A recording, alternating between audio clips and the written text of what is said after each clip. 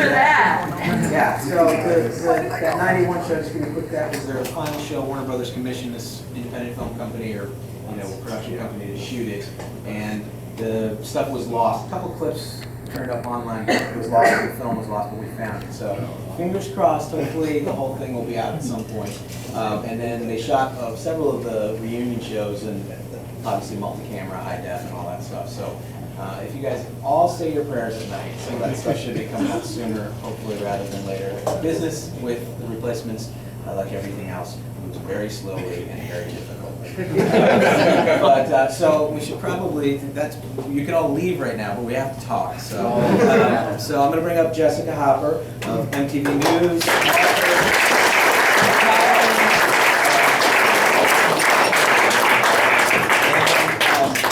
We'll probably talk a bit, and then if anybody has any questions, we can do that later. Are we going to sing? No, I don't think so.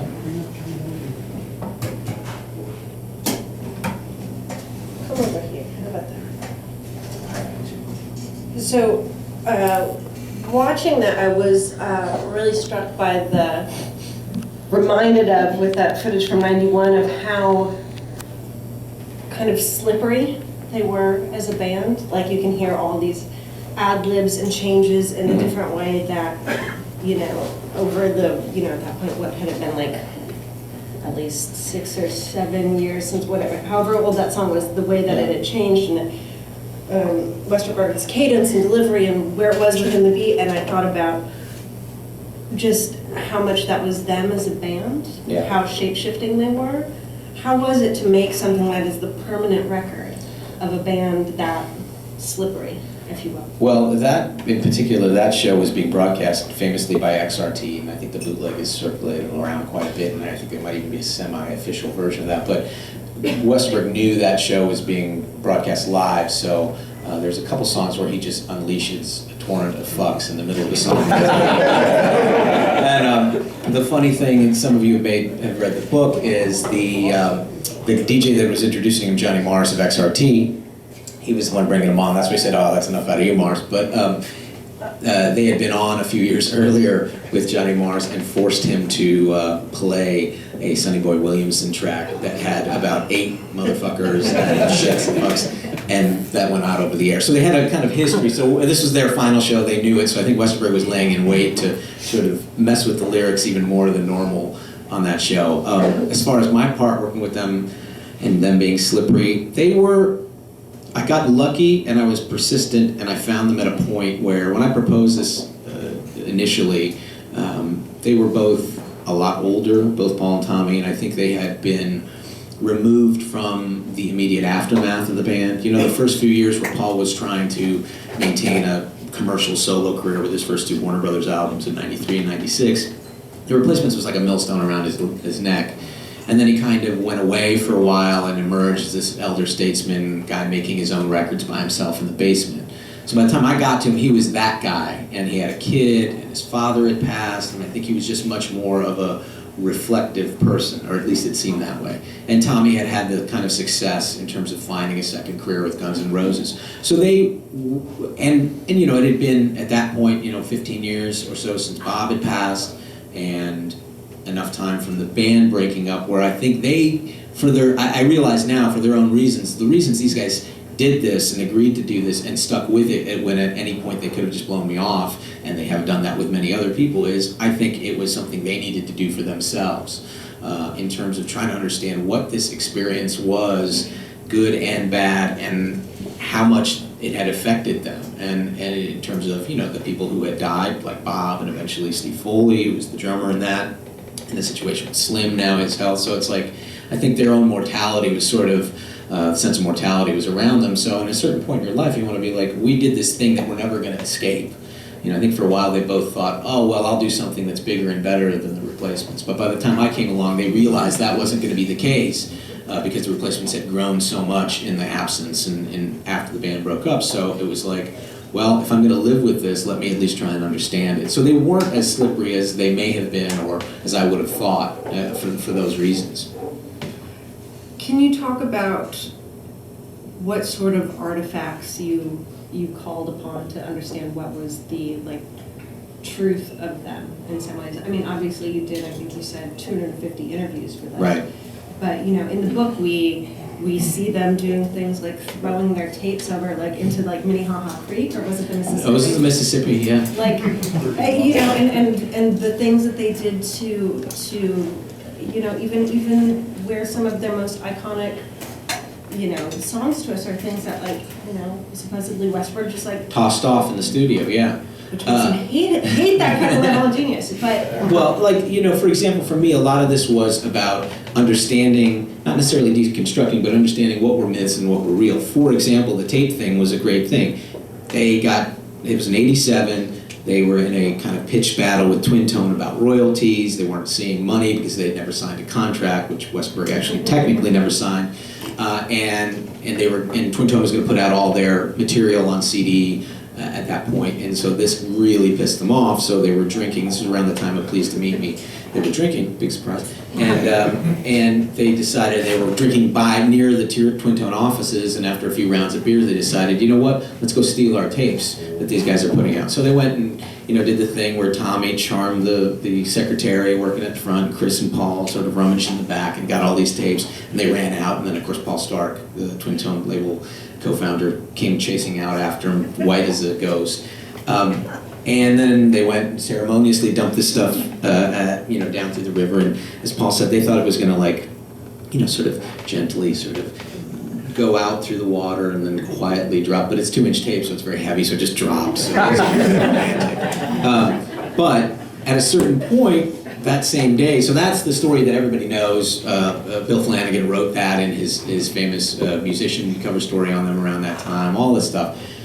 Come to find out, and this is after a couple of years of me talking to him, I can't remember who it was, Paul or Tommy let slip, and then we went to his house. I was like, well, whose house did you go to? So they realized, well, if the master tapes, they realized somewhere along the line these were not their master tapes.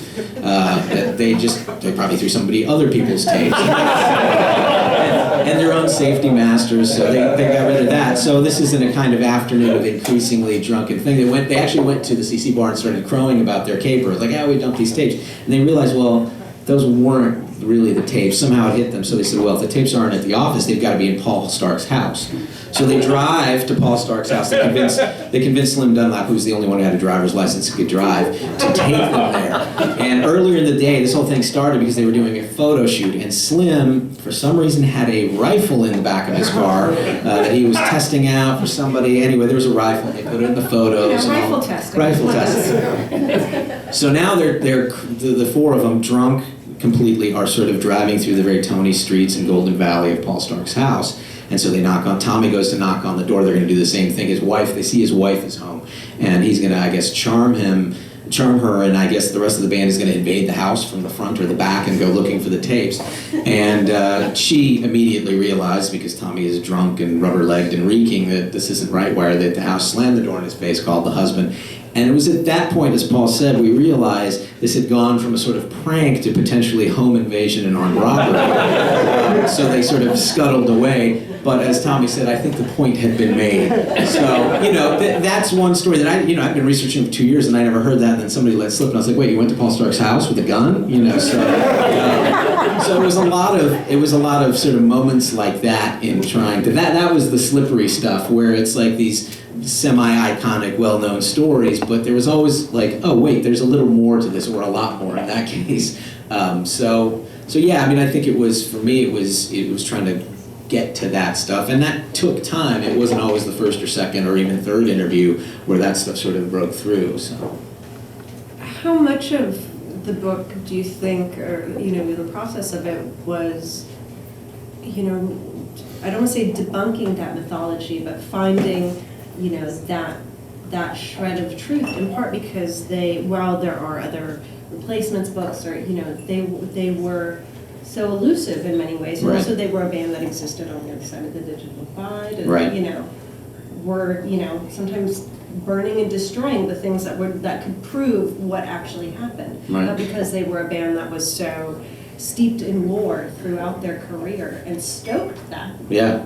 Well, and that was one of the other things that one of the first things Westerberg said to me way back in our early interviews when I was asking about performing early on, and this is like when they were still just a local band, an opening band in most cases. and kind of establishing themselves. He says, my concept always was, when if you went to the show on Tuesday, a Replacements show on Tuesday, on Wednesday you didn't say, oh, did you hear the Replacements? It was, did you see the Replacements? He, from within the first few months, had a very sort of specific ideas. If we do these things, if we act in these weird ways, if we leave people with these kind of odd moments, that's what will make us remembered. And I think he never really had confidence so much in the band or his songs or the music business, but he did have a lot of confidence in doing things that would allow them to be remembered. And I think a lot of why they've kind of continued to be romantic and were mythologized even in their time is because of those things. It's moments like Paul being on stage in New York and getting a helium balloon and sucking from it and singing in a Mickey Mouse voice. Like, you know how many people who were there talk about that? I mean, that's a silly little thing, but it lodges in your brain. So, and that's one of 10,000 things he did on stage over the years and the band did. So I think there was always a kind of understanding, at least from Paul, about sort of wanting to be remembered. We might not be the best band, we might not be the most successful band, but God damn it, they're going to remember us. And I think for him, that's an interesting thing for a 19-year-old to sort of be thinking and be worried about. One of the other things that was really interesting to me is the very first article that was ever written about him was in a local monthly magazine called Tracks in Minneapolis. And they got into it very quickly because by that point Peter Jesperson, who was a big mover and shaker in Minneapolis and co-founder of Twin Town, had sort of discovered them. And so within 3 or 4 gigs, they had a big feature article in this local magazine. And what Paul says, quote in that magazine, that was unbelievable. This is like August of '80. He said, "I'd like to become famous without ever becoming professional, sort of like a big cult." Which is kind of exactly what happened to them. I mean, that might have been just a lucky guess, but it does sort of indicate that he's a guy who's always a lot smarter than he will lead on, a lot cannier about what it is he really wants, and he won't tell you or show you, but he knew. He's an incredibly, and he kind of played dumb for a long time, or tried to sort of fit into like, oh, I'm a punk rocker, I'm this, I'm that, but he is a kind of incredibly intelligent guy, and because he's so intelligent, they got bored, and because he's so intelligent, he liked to fuck with people. So that's kind of, their story in a way. Listening to that, and